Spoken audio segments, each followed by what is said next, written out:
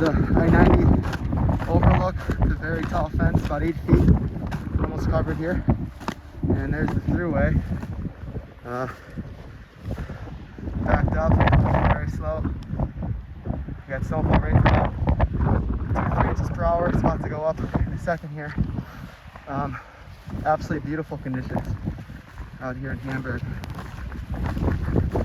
Winds are picking up a little bit. Roads are not too bad. I mean, down the blacktop there.